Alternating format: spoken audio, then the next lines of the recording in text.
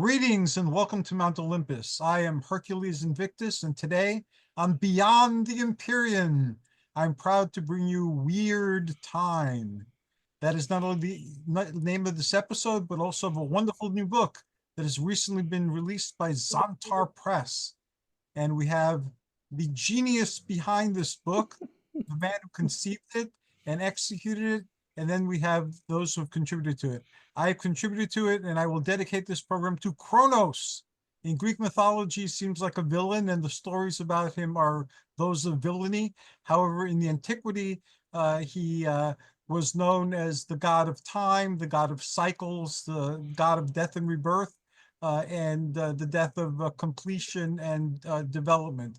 And as I approach my older ages, I learned that his skills are invaluable because time management at this point in my life is something I'm glad that I gained some mastery over. So without further ado, we go to Tim Swartz. Tim, greetings and welcome. Why, hi, Hercules. Thank you very much for having me on tonight's program. Thank you for being here. And what came into your mind that led to the idea that produced this book? Oh, well, I suppose the first thing that came to my mind was a blatant grab for money. Yeah, that's where I was going. Oh, no, wait a minute here. Oh, I said what I was thinking out loud, and I should be saying what. a sign from the gods. That's right. No. Okay, well,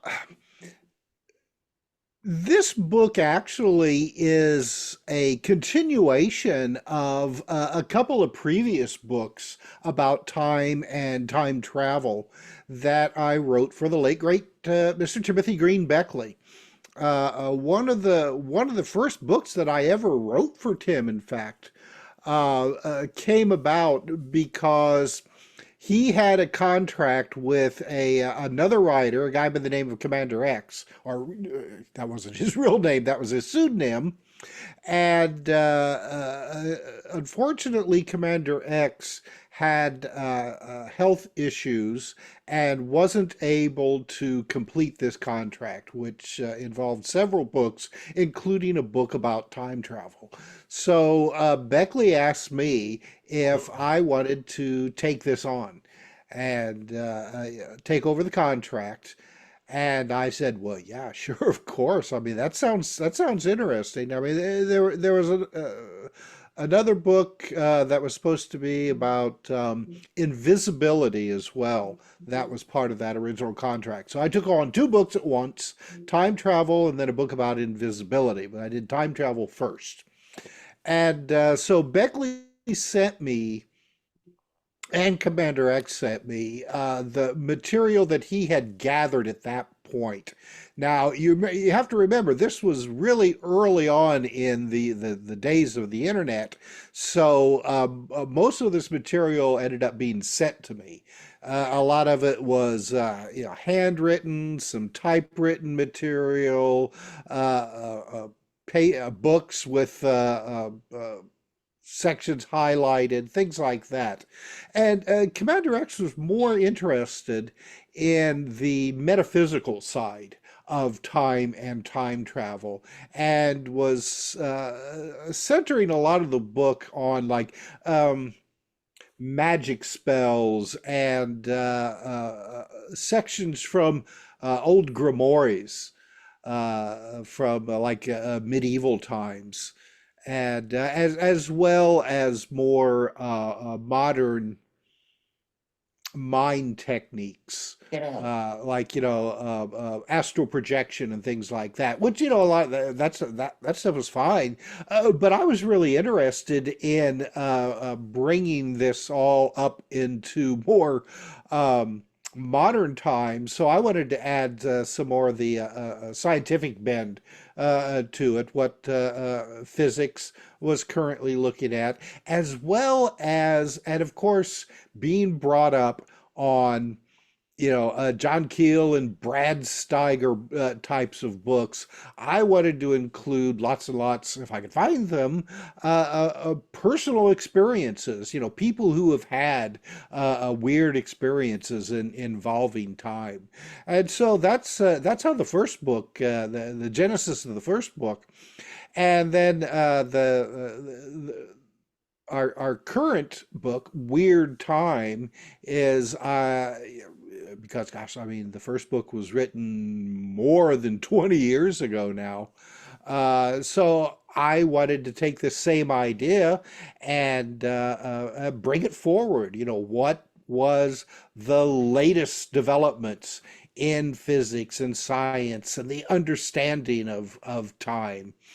Um, and as well, after the first book was written, I started getting tons of emails and letters from people who had their own experiences, especially time slips, which is the experience of somebody who, albeit for a short period of time, hopefully, seems to have an experience in a past or future time. So I wanted to include a lot of those stories in the new book Weird Time as well. And so since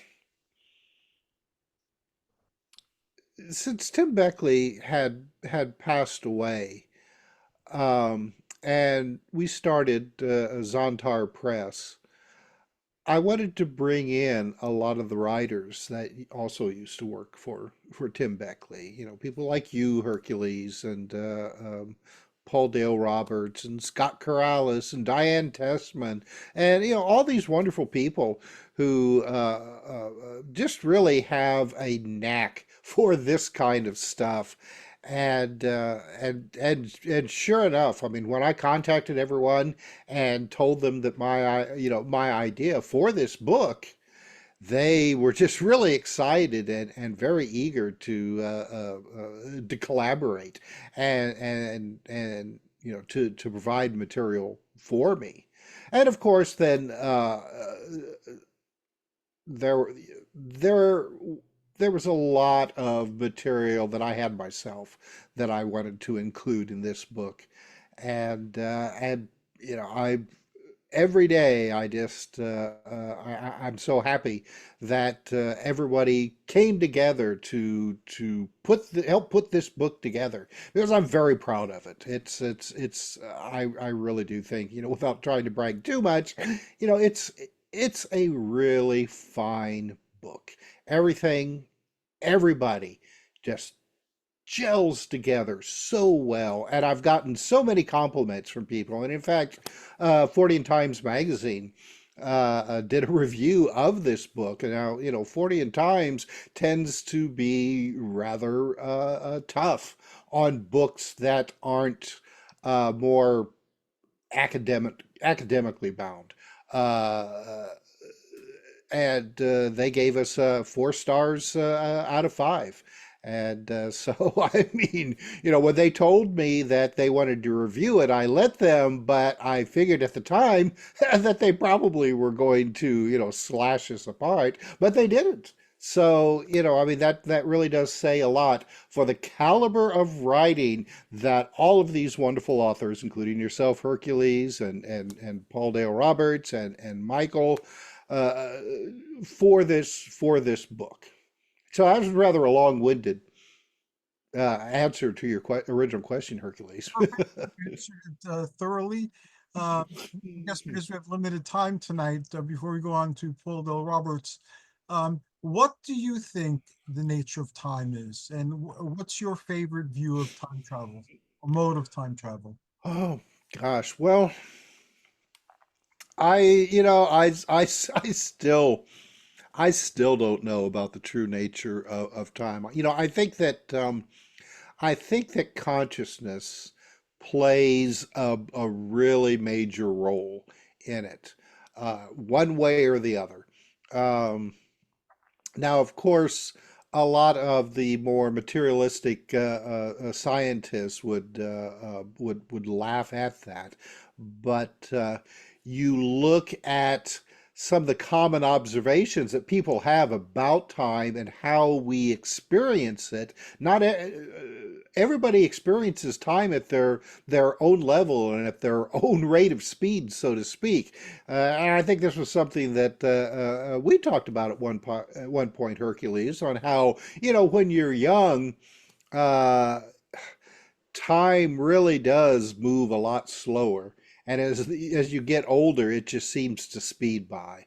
And of course, when you're having fun, time moves really fast. And when you're in a slog doing something, the seconds seem like hours.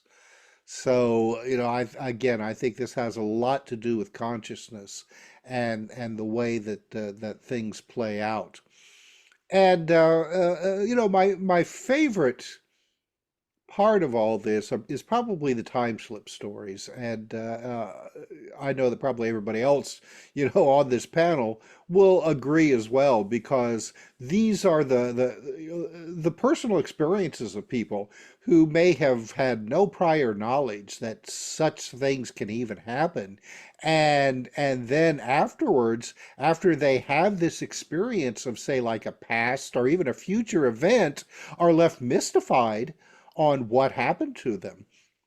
And and again, it makes me wonder whether these people are actually experiencing a past or future event, or if there is some kind of alternate reality coming into play, parallel worlds, that sort of thing. Those are the big questions, the big mysteries that we look at in this book, and we're still left wondering just exactly what is going on.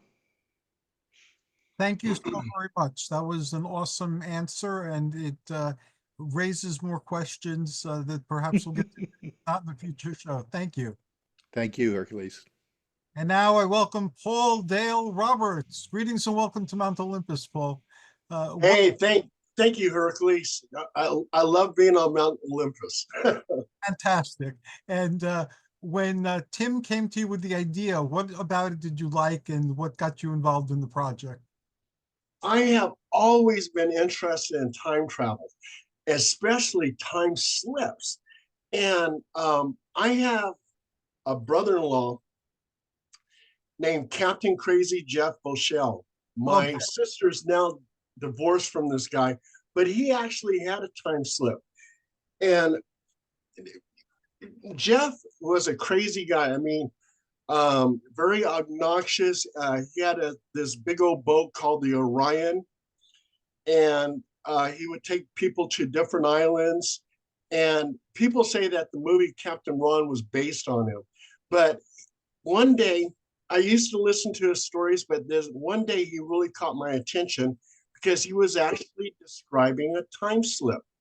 Um, I guess he got into an argument with my sister or something. Then he flew down to an island called St. Bartholomew. And he was laying off on the beach. This is what his story is. So he's laying off on the beach. Everything's normal. All the tourists look like tourists. He dozed off and then he woke back up. And now he didn't see any tourists, but he saw this ship that looked like something out of the 18th century. And he's seen these people dressed up, these sailors dressed up in 18th century clothing, and they were loading crates onto the ship. Well, the Caribbean islands, you always have different things going on. You have movies being made over there. You have stars from LA who drop by the island and stuff like that. So he thought, well, they must be making a movie or something. So he dozes back off, and he said he only dozed off for maybe about 30 minutes, woke back up. Now he on this beach, he sees the tourists and the ship and the sailors are all gone. And he was thinking in his head, he goes, there's no way they could, he was checking his time and everything. there's no way they could just vanish like that. And he's looking out in the open ocean. Even if they took off, he would see the ship out in the horizon. So he actually thinks that he had some type of time slip. He went back into the past. And it's similar to the Moberly and Jourdain incident, in which these two ladies, they're walking through France, and they walk into like a green mist, and they're at the Palace of Versailles, and everybody's now in period type costume, like from the Renaissance. And they see this lady, she's looking at a book. They believe that was Marie Antoinette. They actually believe that they actually went back into the past. And then here comes the green mist. They walk through the green mist. Now they're back into their own present time. So, yeah, I think time slips happen all the time. Just like in Liverpool, a lot of people go through walking down the street, and it's present time, and they're looking at this shop here and this shop here, and it's the present day. And then all of a sudden things change, and they're back into the past. They're back in the 1950s and 1930s, and they see the shop where there was a bookstore, but now it's a clothing store. And then they find themselves back into the present time. So you get all these different type of stories, and you get analysis and everything else in Tim's book. And if you don't, for the people out there that don't know what the book looks like, You have it upside down. here it is. Oh, upside down. Okay. There we go. Yeah. I have So yeah, Hercules, I see you got some stories in here too. So Yes, when I show books, the cover is too reflective for some reason, and they don't show up at all. So I've learned your secret for picking up books and having them show the cover show. yeah. So yeah, it's just a fantastic book. I totally believe in time travel, and even scientists talk about it's so easy now. I mean, it's easy to go forward in time, but it's hard to go into the past. And I had somebody that was asking me when I was showing them Weird Time, and they said, "Well, Paul," they said, "do you think the past is gone? If you can't go into the past, it's so difficult. Maybe the past doesn't exist." I said, even if time travel into the past is impossible, those moments in the past live on through light. Let's say you have an extraterrestrial race that are a civilization 5, and they're way over on the other side of the galaxy, and they got this high-tech telescope pointed towards Earth. Well, they're seeing the light from the past. And if they were able to enhance that light, they might be able to see Julius Caesar talking at the Colosseum in Rome. So the past exists, no matter how you look at it, in light form, or if you're able to actually go into the past. Thank you so very much, and I love your enthusiasm. You're a very enthusiastic person, and No, you know what it is? It's just a lot of coffee. oh, okay. I've been drinking a lot of coffee today too. Mercury retrograde, or we're coming upon Mercury retrograde, or so my Egyptian seer informs me. And Egyptian seer, you're muted, so unmute yourself. I would love to have you on future shows. Are you interested in more than time travel? Oh yeah. Anything paranormal, I'm there. Fantastic. We cover everything paranormal as everybody here does. Thank you so very much. That was great. And Thank you, Hercules. I like that theory also, that light travels at a certain speed, and the lights we see in the sky from the stars, they might be from stars that are dead now in their actuality, but the light is just reaching us now. So if there was some way we can tap into what these pictures were, we would be seeing things from a present that exists in the light, but not anywhere else. Absolutely. And last but certainly not least, my mage and emissary, Setna of Khemet, also known as Michael K. Waterman. Hi, everybody. And yes, Mercury retrograde gasp goes into effect November 27th until December 15th. And it's like all I can say is with 7 planets in Virgo, which is ruled by Mercury. Oh God, here we go again. So I'm horrified, but here we are. As far as time travel and such, I've done that through astral projection most of my life. I'll tell a little story quickly. When I was 3, we moved from Brooklyn to Uniondale, Long Island. And my parents were, for the first time in, I guess, 5 or 6 years, they were alone in their bedroom. And I was in my own room. I was all delighted. And I had to go to the bathroom. And I yelled, "Mommy!" And she said, "Michael, it's next door." And I felt myself get up, felt myself go into the bathroom, and I was soaked because I left my body in my bedroom. Not funny, but true. It was the first time I discovered about astral projection.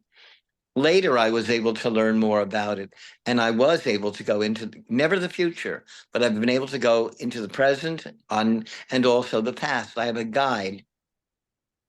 He calls himself a celestial librarian. His name is Swartz.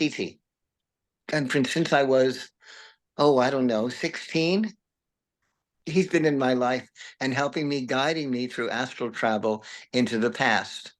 I've told a story with you, Hercules, about my history teacher, ancient history teacher, talking about, write a story about a day in the life of, and it was in ancient Greece, which you'd of course know well. And I projected back there the night before. I wrote it as though I were there because I was. And she said, "Oh my God, Michael, this is so detailed, as if you had actually been in ancient Greece." Well, how do you tell her? How do you tell an ordinary person? Well, I was. And that's what happened. I saw the streets. I believe I was in Athens. I saw cobblestone, big stones in the road.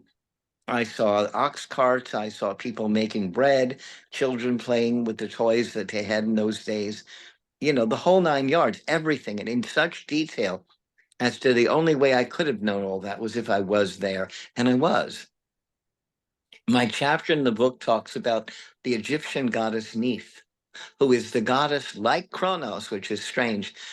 She is the goddess of time and space, and she's able to suspend time and suspend space. I know one day I was rushing to get to work, and I was very late. I knew I was going to be late. I'm a Virgo. Late is not something we do.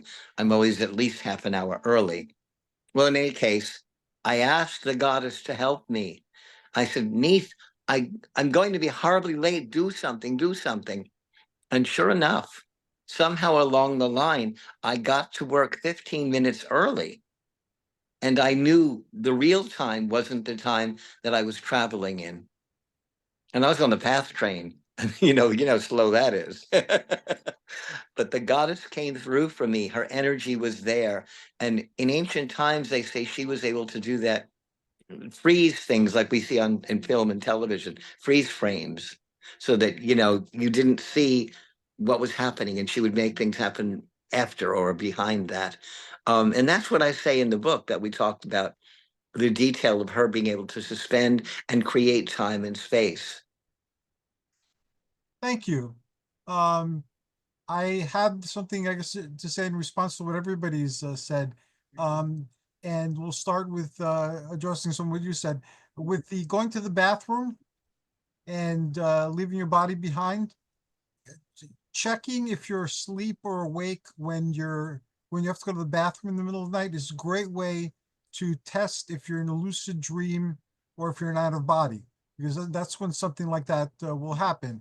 And you're right. If you're having a dream that you're going to the bathroom and your body is still in your bed, you'll wind up soiling your bed. All I can say to you is that was no dream. It was Right. not a dream. I felt myself literally get off my bed, physically. I could feel it. My body was in a semi-waking state, which is what happens in an astral state, where you are conscious, you're not sleeping. And I knew that I had gone into the hallway. I knew that I had gone into the bathroom, and I knew that I was going to the bathroom. And when I woke up, it was rather rude. Remember, I was 3 years old. Wow, instant stream of consciousness. The moment I started peeing, I woke up. I felt myself like as though you had whiplash back into my body. So I Oh, knew. I'm familiar with the astral state and the difference between astrality and lucidity and dreaming. But I'm saying that there are certain things you could do to see if you're lucid in waking consciousness or lucid in a dream or an astral state by testing certain things. And that's one of them. The need to go to the bathroom.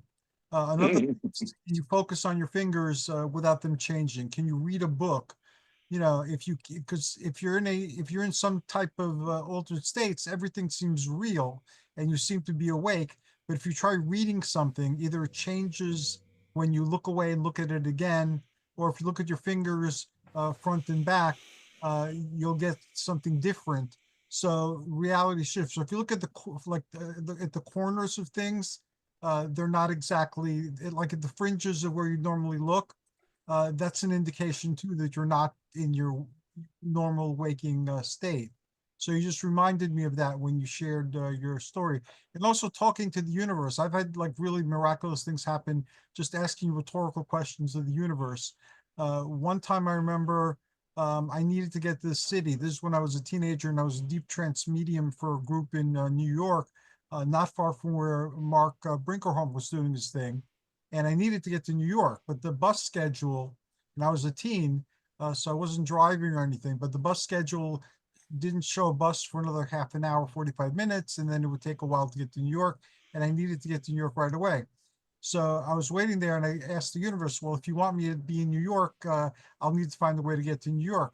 And a bus pulled in, and the bus driver opened the door and said, hey, how you doing? And he was one of my regular bus drivers going to work and to school and things like that, the times when I did that. And he said that he's off duty, but he's going to New York. Am I planning on going to New York? And I said, sure. So I got my ride to New York and I got there like really, really quickly. And another time, this was very dramatic.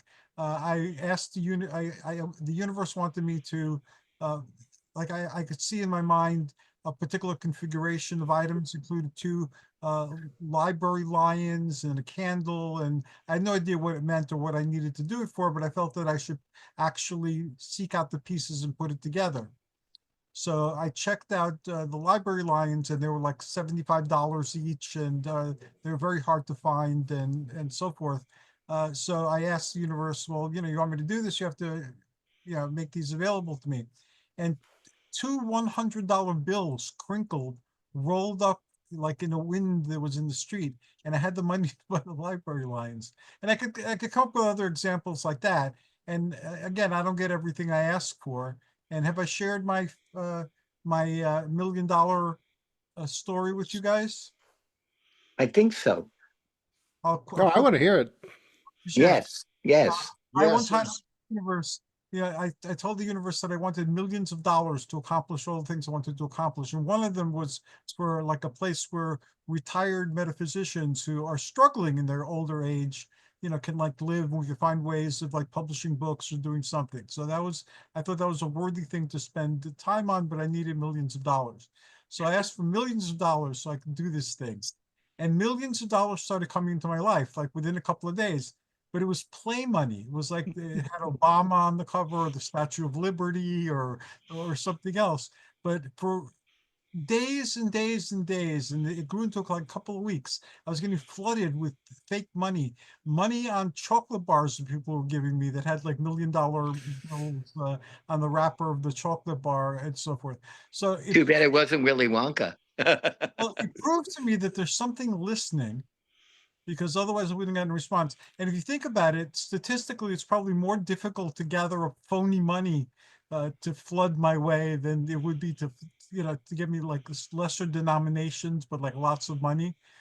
So something was listening, something either decided I really didn't need to do this, or I really didn't need millions of dollars to do it, or it had a sense of humor.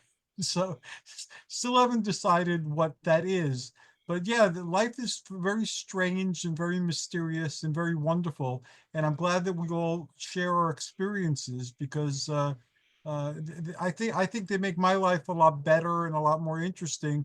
And by sharing our researches and our experiences, we make other people's lives more interesting and get them to think about the anomalous things that happen in their life.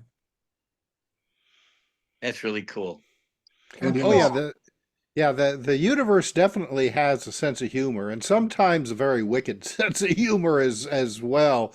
I mean, I truly do believe that you have to be careful when you ask for things, because it can turn out very much like the monkey's paw type of situation. Maybe not quite to the extreme, but the universe does listen. It's just it may not respond exactly the way that you think it's going to. I yes, want, I very was going true. to add something really quickly. Tim, I'm working, you mentioned something about books of spells and things. I am working on Setna Comwest Grimoire, the spells that I've learned over the years in ancient Egyptian magic. You might want to take a look at that. Oh, definitely. Yes. Yes. Sounds interesting. And Tim, you played into one of these, and the universe answering a question. As you know, I'm in my late 60s, my to late 60s, I guess would be more accurate. So the years ahead of me, or the days ahead of me, are less than the years behind me, at least in this version of myself. So I've been giving a lot of thought to what do I want to spend the rest of my time doing. And I can't obviously do everything. Like, I looked at my library. My house is a library basically. And I know I can't, even if I don't have enough time to reread all these books, and my vision's going. So, there'll come a day when I won't be able to read all these books, and so forth. So I was telling the universe, this, give me some sort of sign that I'm going in the right direction with what I want to do. And in one of your emails or in one of our conversations, you asked me to write something for a book, and asked if I could do it from a particular perspective. And that particular perspective was what I decided that I think this would be a worthwhile way, to exit, and to leave my legacy with that. So thank you very much. You answered a question that I posed to the universe. Well, excellent. Excellent. I'm very happy to be that kind of pawn in the chess game of the universe. Thank you. And Paul, I this wasn't exactly what you were describing, but it's kind of like what you were describing. I had caught walking pneumonia, and I was in Greece.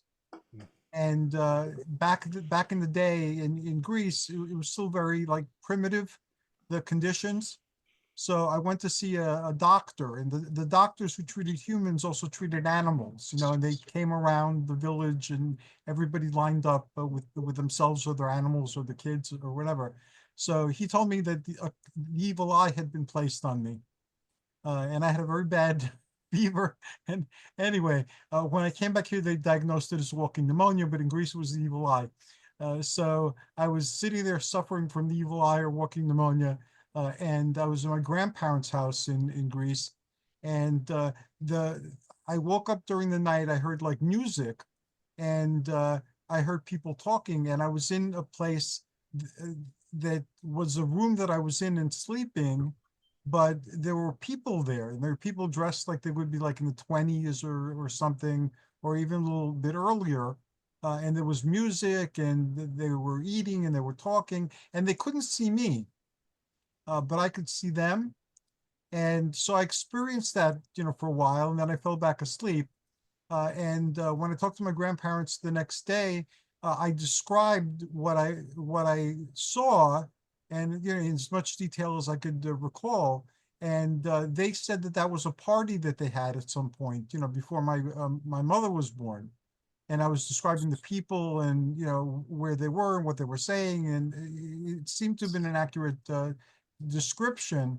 And my grandfather, like, his response after that was to ask me what I knew about life after death and the different stages the people went through. And So I shared whatever I knew at the time.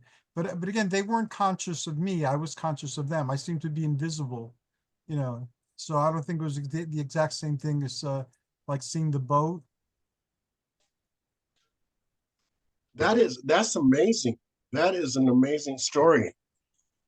Thank you. Yeah. Oh, and I just want to mention something. My sister Sharon, with her first husband before she met Crazy Jeff, she lived for 5 years at Santorini Island. Oh, And wow. yeah, she's been in Athens and Greece.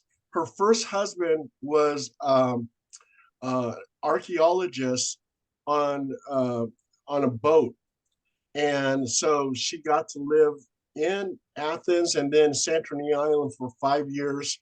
And then they got a divorce, and then she went to St. Thomas, and that's where she met Crazy Jeff. Yeah.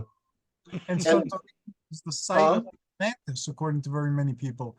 It was called Thera before the volcanoes, and a lot of people believe that it inspired the Atlantis legend. oh yeah, yeah. Have you been there? I haven't been to Santorini. That's on my bucket list, though. But also, what a lot of people don't know is Santorini in the past 100, 200, 300 years is where vampires come from. In Greece, Ah, witches come from Thessaly, werewolves come from Arcadia, and Santorini is where vampires come from. that is fascinating. Oh, and I just want to mention one more thing. Um, one time too, I had a person, I wrote an article about this. They asked me, do I think the Library of Alexandria still exists? I said, yeah, sure. Because whoever wrote it and who's ever reading the scrolls, that, again, light energy, and energy is forever. When that light hits that page or that scroll, that light lives on with that information. Also, too, who's ever reading it or writing the story or whatever it is, there's that mental energy, that brain waves, energies forever. So actually, all the scrolls may have burned up, but they still exist in energy form. I believe that, and Setna and I were talking about this topic not too long ago, and with another wizard that I know, Serpentis Satori in Chicago, we had that conversation too. He was talking about all these books that were destroyed and now they can't be found. It's like they could be found in the astral, they could be found in the Akashic. You know, if you can get there, you might not be able to take the books out and bring them here, but you'll read the books and like all experiences in these places, sometimes you won't remember it until you need to, but yeah, they're there and nothing's truly lost. Yeah, and God knows what is in the secret archives of the Vatican. Yes.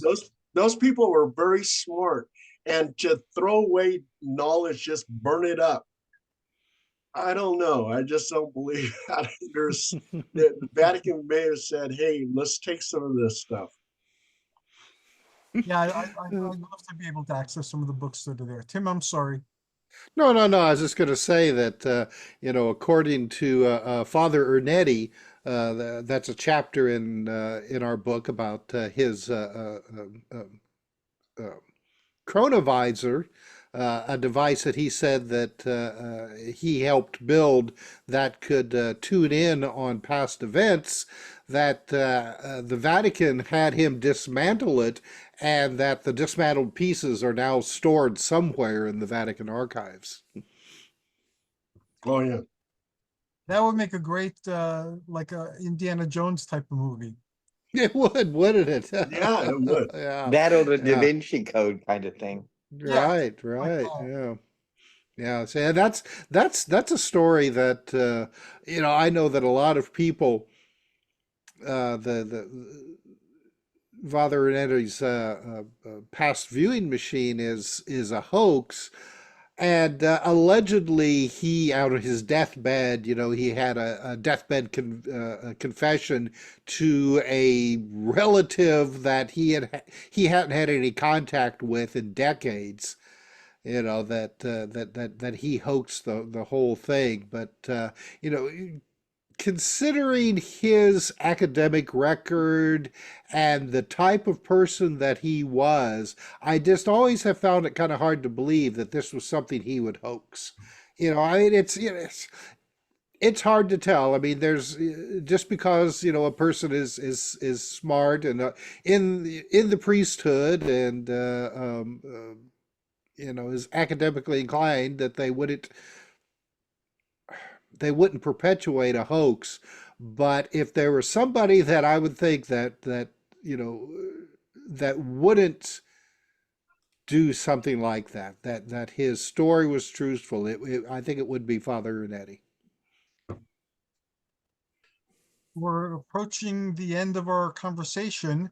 I would like each of you, if you can, and I had a really great time. This was a lot of fun and it was very informative. I hope that people are intrigued enough to buy the book, because the book is even more fantastic and contains a wealth of information and anecdotes. What thoughts would you like to leave with our audience, and how can people get in contact with you? And we'll start, because I'm Greek and I believe in hospitality laws. We'll start with Paul. Yes, all you have to do is Google or Bing me Paul Dale Roberts books, and you'll see all my books. And talking about books, just real quick, I have a friend over in MUFON. She's Northern California director of MUFON. And we were talking about preservation of books and stuff like that. She said that some UFOs have been seen over major libraries throughout the world. So I think extraterrestrials really are concerned about our history, and what's to say that they don't send out a big scan that covers the whole library, and everything in that library is scanned and carried away by extraterrestrials. That's just what I want to say.